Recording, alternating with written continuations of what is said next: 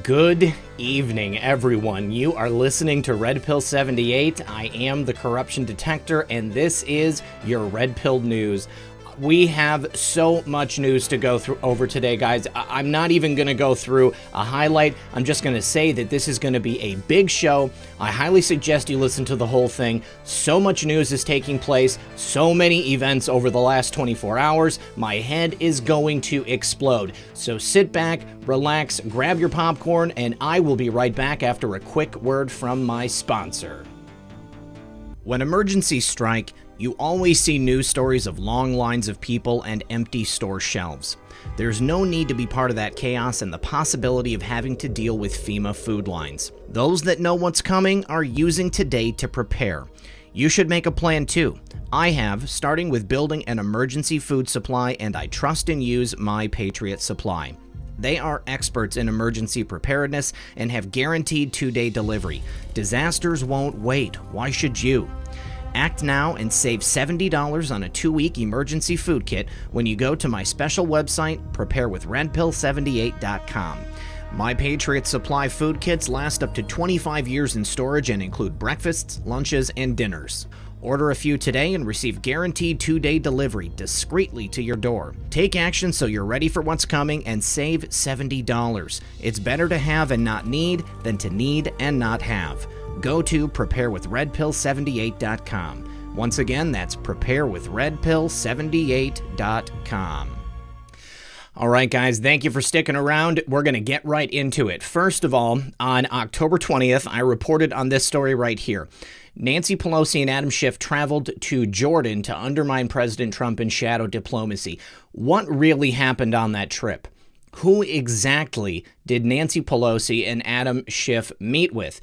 Well, we know that very shortly after that, this past weekend, about a week later, President Trump announced a raid in which Abu Bakr al-Baghdadi, he was 187'd in a raid in Syria.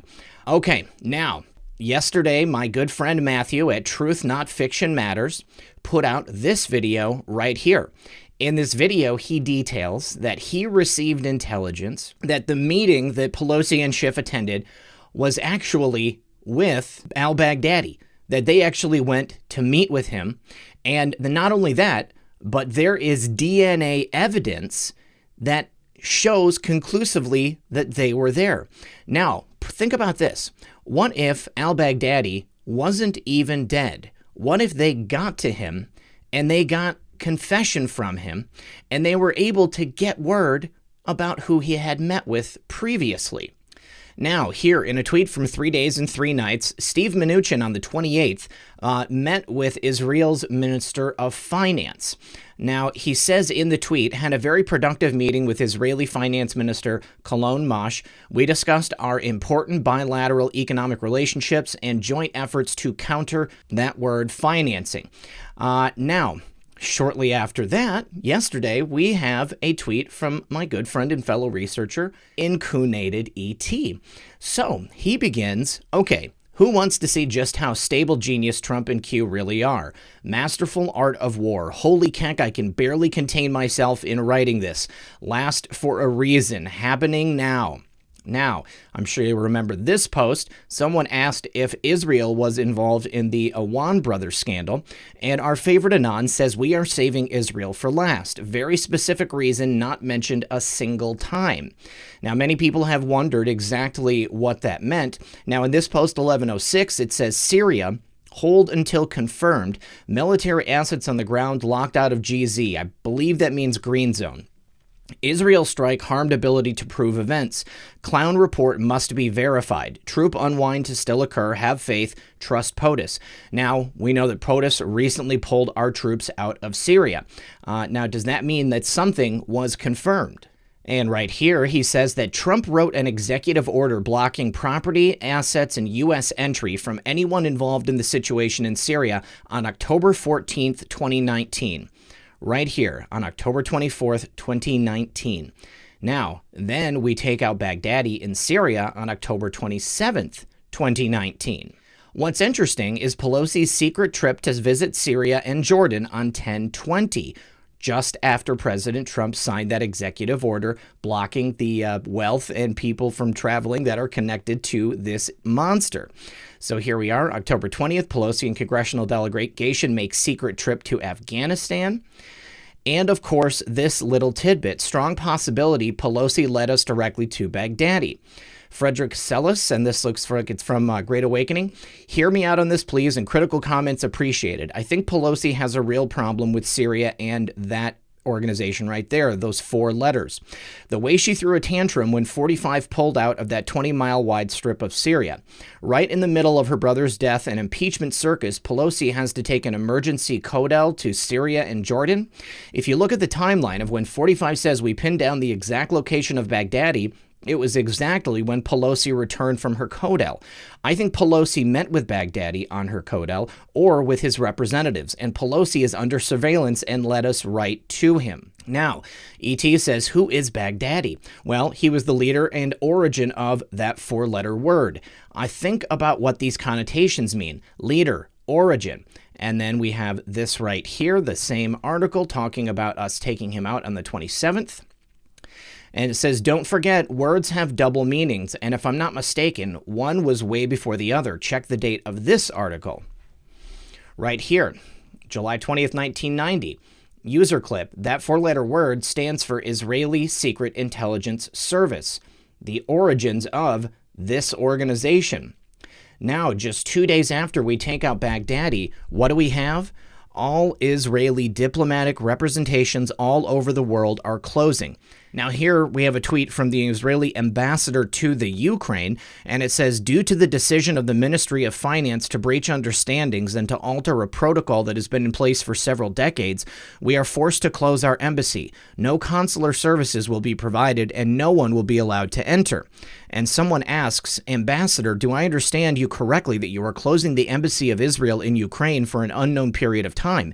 And he answers, all Israeli diplomatic representations all over the world are closing. Think about that. Every single Israeli embassy all over the entire world, immediately after we happened to take out Baghdadi, the leader of that 4-letter organization, which in 1990, it was revealed was actually the initials standing for Israeli Secret Intelligence Service. Now put it all together and what do you get? Nancy and Dems violated the executive order. Treason. That 4-letter word violated the executive order. Who really is this 4-letter word? Assets seized, property blocked, entry denied, embassies closing globally. Is this endgame status? FISA goes both ways. These people are stupid. And then, how do we know? Here we have doggo posts. We all know what dogs mean, like No Name and George H.W. Bush. They're symbols for when people die. If you remember the tweets were about the dogs dying, well, these are about dogs living. Remember, we had that dog who President Trump declassified so that we could get a picture of it that was involved in the raid on Abu Bakr al-Baghdadi. And we also have a dog tweet from the clowns in America saluting that same dog. Should have known he wasn't dead. You can't suicide vest yourself and have enough remains to be quickly buried at sea. Where's the evidence? Come on now, regarding OBL ridiculous BS. Now here from the Washington Post, it says the assertion that Baghdadi died as a coward was in any case contradicted by the fact that rather than be captured, he blew himself up. Max Boot is a horrible person. The fact that he is writing an article defending the honor of probably the leading purveyor of the T-word all across the world is just absolutely disgusting. You hate President Trump enough that you can't give him a single win. Democracy dies in the darkness, more like democracy dies in the swamp, Max, and you are fully up to your neck. Now, Jennifer Griffin here said, sources tell me that Abu Bakr al-Baghdadi remains have already been buried at sea. What were they going to bury at sea? A bunch of chunks of gristle and bone? Remember, Trump said highly sensitive materials related to this 4-letter word were uncovered. And I'm betting that comes in the form of a personal recording of Baghdadi's testimony naming them. Them, namely, would be Pelosi and Schiff. Now, Trump said the U.S. had been searching for al-Baghdadi for years, calling his capture or death the top national security priority of my administration. Trump thanked Russia, Turkey, Syria, Iraq, and Kurds in the region. No personnel were lost in the operation, while a large number of Baghdadi's fighters and companions were killed with him, Trump said, adding that the U.S. recovered highly sensitive materials related to that four-letter word. You are the very best anywhere in the world, Trump later said of the U.S. forces. And we have a Pepe meme tearing his eyes out. This is incredible. The greatest military operation of all time. All time. Oh, they got set up bigly. Now, he says, bonus crumbs. And we have a tweet from Second Son of Man. What can a person do at an embassy? Claim asylum? How many deep state are dual citizens? Is the closing a harbinger of what's coming next? Cutting off their exits? No one can stop what is coming. If all the embassies across the globe are being shut down, then that means that anyone that would be part of the deep state that is also a citizen of this country would not be able to get out. I'm sure that they've been flagged. I'm sure that air travel is not possible, and they would not be able to go to an embassy and get an exfil. It gets better. Bibi used civilian funds to operate the military, and they ran out of money. Gee, I wonder how that happened. Israel's Netanyahu plans to move funds from civilian to military spending. Greater Israel, aided by that four-letter word. Look at that. American Free Press, 1982 plan for Mideast Empire, aided by the four-letter word. Wow. Now, related to the Vindman story and a potential Mossad spy ring, immediately when it broke, every Zionist shill... every Z-word shill popped up convincing about dual loyalty and anti-Semitism on cue. Breaking. White House Ukraine expert says he tried to edit White House log of President Trump's Ukraine call to include details that were omitted, according to one lawmaker present at the testimony and another source familiar with it. That would have been Vindman trying to edit that.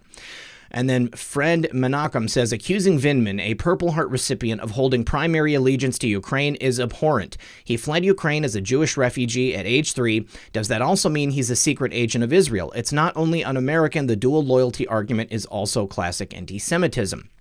I would posit that you cannot serve two masters. In order for someone to have dual citizenship, that means that they need to choose one country that they are going to be beholden to. And that stands for any dual citizen of any country. It has never made sense to me that people who hold dual citizenship should be allowed to hold high-level positions in our government or in any government. If I was a British citizen, I would not want someone to be holding a position in the British government who also held American citizenship. Now, taking you to the sauce about that four-letter word. I posted this video from Unicorn Rescue Service a couple of days ago, and I didn't know if I wanted to play it because I'm pretty certain that this video is going to get shut down because of it. But with all of this happening and with all signs pointing to yes, I'm going to put it out there, and I want you guys to hear what is said. You tell the story about how you tried to find out what they call the Mossad when they deal with publicly? I thought it was a reasonable question, but the trouble is you can't pick up the phone book. There's no Langley in Israel that you can look up, CIA, or in our case, the Mossad. We thought we should ask, what shall we call it in English? You can translate the Hebrew words, as I said, Mossad is institute, but when they write a letter to their friends in the CIA or the British intelligence, what do they call themselves? It took a while. It was a matter of asking the Prime Minister's spokesman. The best you could do, because officially the Mossad is under the Prime Minister's office. And I think he sort of wondered why you want to know and all that, so we explained. And he came up with the Israeli Secret Intelligence Service. I mean, if it were to have initials, it would be ISIS. Just simple words like that. Interestingly enough, kind of a British model. The British don't really like the names MI5 and MI6 for their foreign service. They prefer SIS, Secret Intelligence Service. What was it? All right, saving it for last. What do you guys think? Before anybody starts saying that this is a target against anyone of a particular religion, and if you're beginning to think that, I want to remind everyone what I have always said. The swamp is vast, the swamp is deep, and it has roots in every single government throughout the world. It doesn't matter what religion you are. It doesn't matter what allegiance you hold. It doesn't matter what color your skin is or what God you worship. The swamp is everywhere.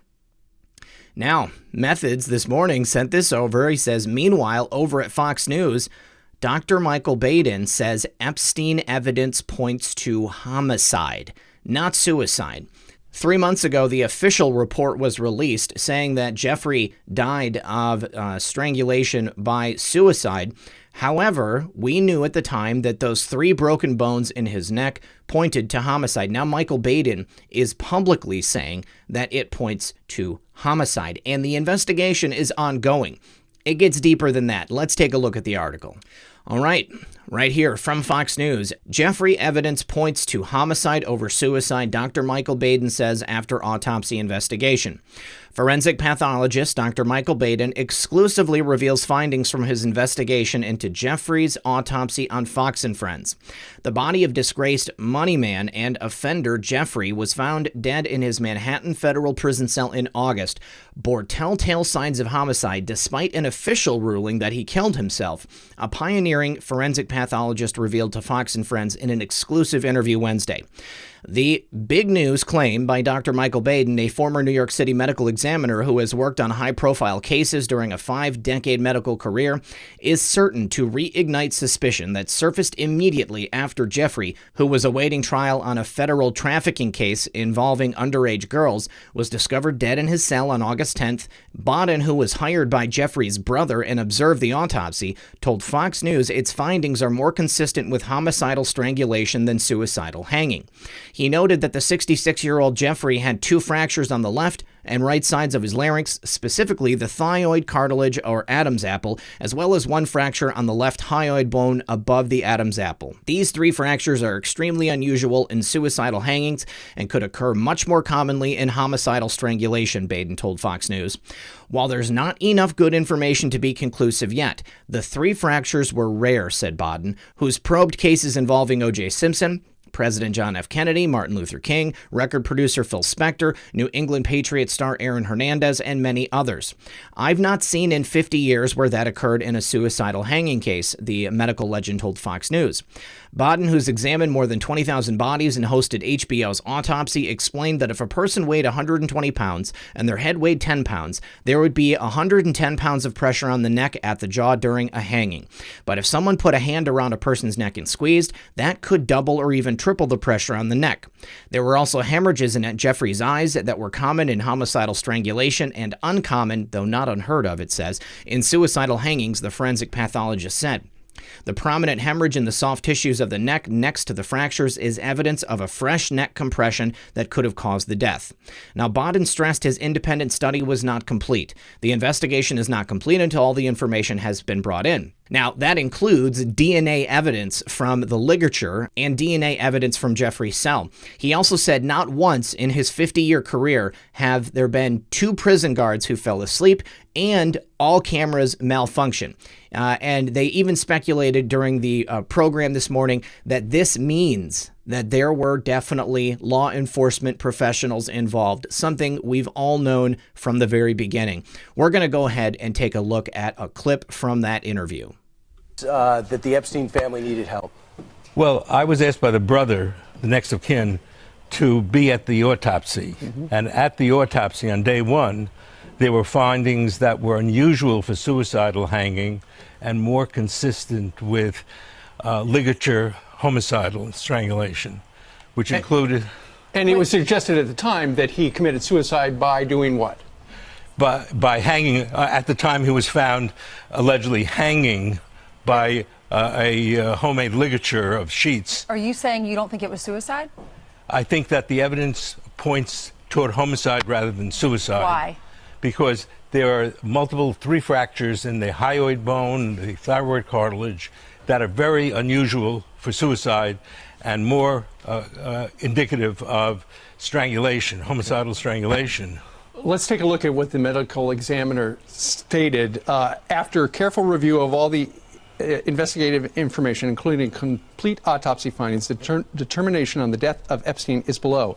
Cause, hanging, manner, suicide. You say that his fatal injuries are consistent with homicide? More consistent with homicide. And in fact, at the time of the autopsy, the doctor doing the autopsy didn't think it was enough information to say suicide, so she put it pending further study. And then for some reason, and they want to know, the family wants to know, why was it changed from pending further study to homicide afterwards? So if you're there watching them perform this autopsy, you notice these 3 broken bones, and you believe it would be homicide. So that would mean another person would have gone into his cell, strangled him. Did he have any signs of trying to fight back?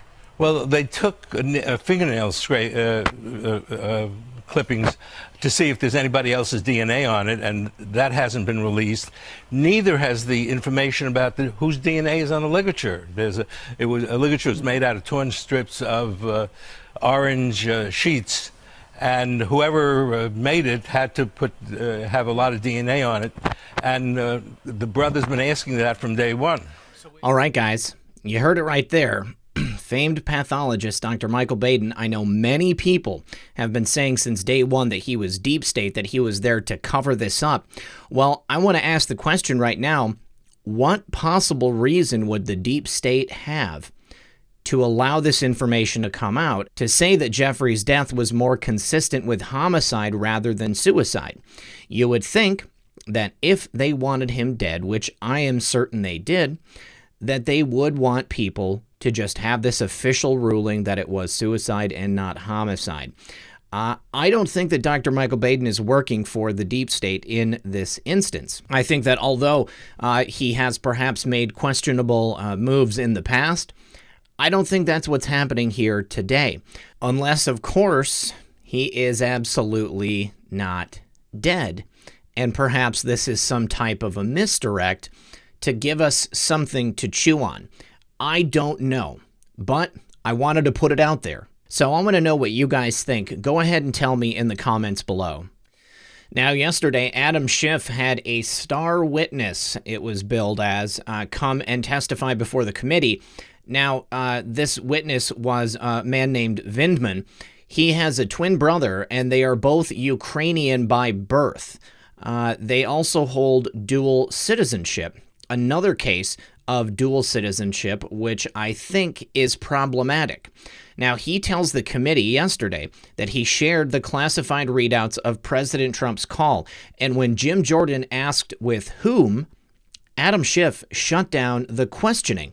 Earlier today, Colonel Alexander Vindman was today's witness in Adam Schiff's basement chamber of secrets. Vindman wore full dress uniform to testify on his dislike of President Trump's Ukrainian policy. This farce has turned into a complete show trial. During questioning on Tuesday, Colonel Vindman admitted he shared the readouts of President Trump's call with Ukrainian President Zelensky with others. When Representative Jim Jordan asked him with who he shared the readouts, Adam Schiff shut down the questioning. This is an effing Soviet-style show trial. Democrats are going to burn when Americans find out all of the facts to this attempted coup. Now, here is some tweets from my friend Beer Parade, my friend and fellow researcher Beer Parade. He says, I've been working my butt off the past 2 days, and the bad news is I may be missing out on some juicy nuggets. So if so, please reply with a headline and overview, and I miss you, glorious patriots. The good news is I'm crushing it in my business. Nothing follows. And then it says, here's the sauce. Lieutenant Colonel Alexander S. Vindman testified today. He spoke to a half dozen or so people about the POTUS phone call. Jim Jordan asked, Adam Schiff shut it down. Fox News says Vindman stated he shared readouts of Trump's call with others, and when Jim Jordan asked with who, Schiff shut it down. Now we have some more information in regards to this witness. It turns out that Schiff's star witness, Alexander Vindman, is connected to the former president's Russian ambassador and Fusion GPS's Glenn Simpson. Wouldn't you know it? Look at this circular stuff going on here. Alexander Vindman was the star witness, and he no doubt brought with him to Capitol tricks and not treats. During questioning on Tuesday, Vindman admitted he shared the readouts of President Trump's phone call with Ukrainian President Zelensky with several other secret operatives. Now, Fox News investigative reporter Catherine Herridge reported that Colonel Vindman may have violated the federal leaking statute 18 U.S.C. 798 when he leaked the president's classified call to several other operatives. Vindman also admitted during testimony that he tampered with and tried but failed to alter the transcript of President Trump's call to the Ukrainian president. This clown thinks he's president. Then last night, the former president's former Russian ambassador, Michael McFaul, jumped in with Liz Cheney and Mitt Romney on anyone who called Vindman out for spying on President Trump in the White House.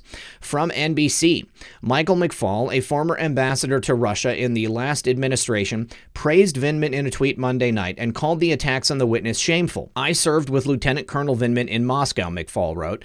"Vindman is a patriot who has served his country with honor and distinction, both on and off the battlefield. He was an absolutely first-rate military attaché at the embassy, one of the best on the team." The fact that Vindman is connected to McFaul is alarming.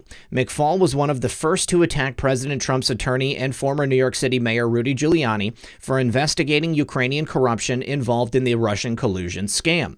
During his work, Rudy identified the crimes committed by the Bidens and their pay-for-play scam in the Ukraine. McFaul is no stranger to controversy or corruption. It goes without saying he was Obama's ambassador to Russia, for example. In May 2018, we reported that as a result of the meeting in Helsinki between President Trump and Russian President Putin, the following was reported. Russian prosecutors have named the former U.S. ambassador in Moscow as a person of interest in the investigation. And Michael McFaul appears to be quite unnerved. He seems to think Russian President Vladimir Putin is after him. The evidence seems to point to Michael McFaul being the bagman in Moscow for Clinton and Barry rather than just a government employee. McFaul has a storied past.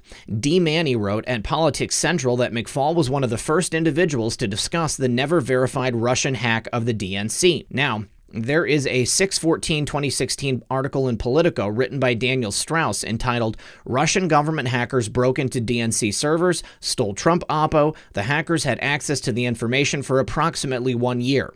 In that article, Strauss includes a comment attributed to Michael McFaul. Michael McFaul, who served as U.S. ambassador to Russia from 2012 to 2014, called the hack meddling in our personal affairs. "I am sure they intended to do this without being caught," he told Politico. "They wanted to obtain the information without it being detected. That's a kind of target that would make sense. In terms of them wanting to know things about what is going on here, whether they are doing it to try to manipulate our political process, I'd have to think about that." He added, "Russia has tremendous capabilities, both the Russian government and their proxies and people somewhat affiliated with the government. We always underestimate their capabilities. First, such an odd choice from whom to seek a comment. What qualifications or expertise render McFaul an authority on matters such as Russian hacking? A search of Michael McFaul's history shows he served as U.S. ambassador to Russia 2 years prior to the Politico article, and what's more, he previously made the news because Barry had assigned McFaul to be an ambassador without having any prior diplomatic skills to a major country like Russia, too." Manny goes on to state that soon after McFaul was appointed ambassador in Russia, he was visited by a number of communist leaders from Russia at the U.S. Embassy. Perhaps the most shocking observation of McFaul is related to his invitation in front of Congress and a Foreign Affairs Committee.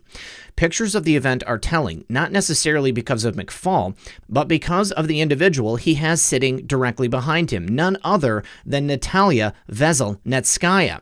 I know this picture is grainy, but there she is right there. Now, McFaul's congressional hearing occurred 8 days after the now famous Russian attorney Natalia Veselnitskaya met with Donald Trump Jr. This meeting resulted in Donald Jr. being interrogated for hours by Congress over this meeting with Veselnitskaya. Natalia, who attended a women's march in Chicago the day after President Trump was inaugurated, has denied any connections with the Kremlin, and she is now famous for the following. Veselnitskaya met with Donald Jr. during the 2016 presidential election campaign after a promise to deliver damaging opposition research that would prove Hillary Clinton's collusion with the Russian government.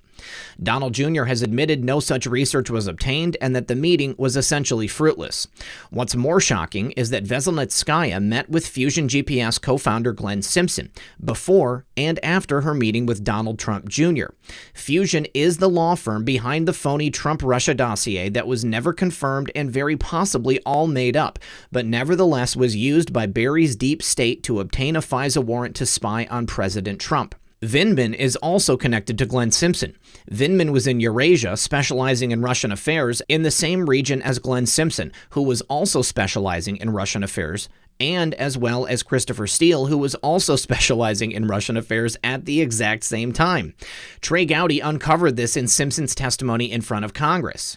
Now, Mr. Gowdy asks, "How did you come to know Christopher Steele?" And Glenn responds, "I met Chris in I left the Wall Street Journal in 2009, and in my last few years at the Wall Street Journal, I had been living in Belgium, Brussels, and had developed a line of reporting around the former Soviet Union and crime and corruption in the former Soviet Union. Glenn Simpson's testimony shows what time period he and his wife were living in Brussels. This whole Schiff sham is the Russia collusion sequel from the deep state. Happy Halloween from the Schiff sham and its basement chamber of secrets. So here we have so much information, you guys. Yet again, more evidence showing that all of the people who are trying to testify against President Trump, who have any skin in this game, are all connected to the exact same group of people. It doesn't matter what witness they bring in. It doesn't matter what department they work in. They all have the exact same connections. This has been planned for so long. Every single person that they are bringing forward has a connection to the last, and a connection to the last, and a connection to the last. And it goes back further and further and further. And who is at the top of that food chain? None other than former President Barry.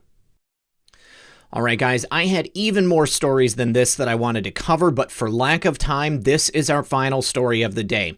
3 recent events that indicate AG Barr and his U.S. Attorney John Durham may be further along than previously suspected or reported.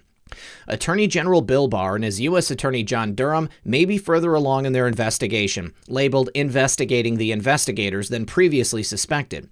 Here are 3 recent events that indicate this is the case. Number 1, U.S. Attorney Durham is overseeing a criminal probe. Barry's former Director of National Intelligence, James Clapper, reacted last week to the news that the Durham investigation is now a criminal probe. Let's look at the clip. And oversaw the launch of the Russia investigation. What do you make of this? Well, actually, I'm very curious, since presumably I guess I'm one of those under investigation. And you just heard about this?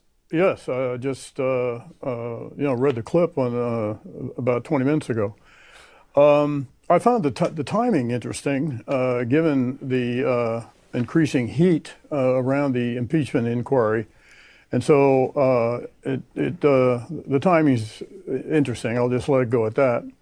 And the other thing I wonder about is whether we're talking about the overall investigation of the Russian, reporting on the Russian interference, or are we talking about the counterintelligence investigation that was launched in July by the FBI about potential engagement and collusion, whatever you want to call it, between the Russians and the Trump campaign. So do you think, what do you think curious about what is the alleged criminal activity that prompted this? Do you have any idea, what they might think may rise to the level of a criminal offense? No, I don't. That's obviously an item of great interest to me. What is it that any of us did that would rise the level of a criminal infraction? Well, and I just don't know. I have an idea, Jim. I think it's treason. I think it's spying on your political opponents. I think that the real corruption lies in the former presidential administration. And I'm going to say Jim Clapper looks mighty nervous in that clip. Now, a review of Clapper's body language was telling. After Clapper was confronted with the fact that the Durham investigation was now a criminal investigation, Clapper showed a guilty conscience. The legal term for that is consciousness of guilt. At 12 seconds in, Cooper says, "And you just heard about this?" And Clapper immediately responds with a subconscious head bobble and says, "Yes, I just heard about this," and shifts in his chair uncontrollably. He is extremely uncomfortable and can't seem to calm himself. Also, it's reported in the piece that the Durham criminal probe may have been going on for some time. Some of us Spygate researchers have known Barr and Durham have been in a criminal investigation for some time. It's not normal for a U.S. attorney to work a case jointly with the Attorney General personally. It's also out of the ordinary for both to interview witnesses and suspects together. This has been a criminal probe for several weeks, but Clapper is telling us the truth by his reaction that he did not know it was such until minutes before going on air Thursday night, following the official announcement. Clapper was caught off guard. He wasn't ready for this. He showed his guilt and concern with the news. Now, number 2, Attorney General Barr's recent comments on Fox News. Attorney General Barr was on Fox News 2 days ago and gave his first remarks in some time in regards to the Durham probe. In the interview, Barr said that Durham is making great progress and noted that the FBI has been cooperating with the scrutiny. One of the reasons Mr. Durham is able to make the kind of progress he's making is because Director Wray and his team at the FBI have just been outstanding in the support and responsiveness they've given, Barr said. Trust Wray. Also, AG Barr's comments regarding FBI Director Wray is a bit puzzling due to Wray's actions to date. Since Wray took over the FBI and before, the FBI delayed FOIA requests, redacted information in the request that later was determined not to be classified, and Wray's FBI redactions were found to protect and cover up the FBI and DOJ agents and attorneys' criminal actions. Plus, Wray to date has yet to prosecute any of the many crimes related to Hillary's emails or the Russia sham. He has been a total failure as a director. As I stated yesterday, I believe this is all theater, and it is totally meant to make the deep state think that Wray is their guy when the whole time he has been cooperating fabulously. Wray is no doubt complying with Durham's investigation for a couple of reasons. One reason is because President Trump unredacted all documents that AG Barr and his U.S. Attorney Durham request. This was done in an executive order. Also, Wray is no doubt complying with Durham because if he doesn't, then he will be obstructing justice. This is a crime that even Wray does not want on his record. And 3, former FBI official James Baker has allegedly flipped. According to Zak Paine, former FBI official James Baker has flipped and is helping Durham in his investigation. Let's listen to the clip. We're very excited to bring on to One American News the CEO and founder of American Majority, Ned Ryan. Ned, thank you so much for coming on with us. Absolutely. Good to be back with you, Jack. Now, Ned, last night, 2 very important reports came out. First was a report that Barr and Durham, as we'd all expected, have converted their administrative probe into the origins of the Russia collusion investigation into a criminal investigation. And then at the same time, here comes Sidney Powell in the Flynn case laying out what is essentially a conspiracy by high-level officials of the National Security Administration working to entrap General Flynn. The fact that we now see that Durham has called grand juries, I think actually, Jack, this didn't happen just in the last few days. I think Durham has probably convened a grand jury weeks and weeks ago. Bill Barr is going to pursue this, and I want to remind the viewers of this, Jack. Not only does he have experience and was at the CIA, and obviously was AG and has a lot of experience with the DOJ, people forget that Bill Barr was in private corporate practice for years. And you know what he was doing? He was a defense lawyer against government intrusion and abuse. Bill Barr, I am convinced of this, is determined to not only get to the bottom of how this started, who abused their power, but he wants to set things right. The most important thing that we have to focus on, there have to be consequences. I've said this for months. There has to be jail time.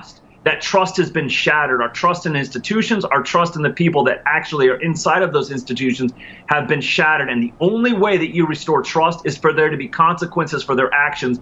And those consequences, jail. In this filing, Sidney Powell is stating that it was James Baker, the general counsel of the FBI, and that the Washington Post ran it at the urging of James Clapper. Yeah, no, I don't doubt that. I do believe that James Baker was guilty of leaking.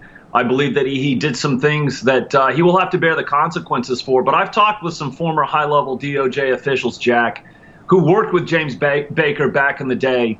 And they believe that he actually is probably witness number 1 for Durham and Barr, that he is actually providing evidence against others inside of this entire investigation. All right. It was reported previously that Baker had flipped, and here we have confirmation from another person saying that their own high-level sources in the DOJ and former employees of the DOJ stating that James Baker has in fact flipped. Witness number 1. Note also that according to the video above, many expect that the Durham investigation has been a criminal investigation for some time. If Baker has flipped, then this is really bad news for the deep state. Baker was at the top of the FBI when Comey and the gang were creating and implementing their coup of the Trump administration. He no doubt knows a lot and can lead Durham to the heart of the deep state actions under Barry and Comey. The Durham investigation is now a criminal probe, and this likely has been going on for some time. The FBI is cooperating with the probe, and former FBI official James Baker is assisting Durham in his probe. This all leads to bad news for the Barry deep state, and no wonder James Clapper looks like he's seen a ghost. You guys, I said it before, I'm going to say it again, we are in the end game.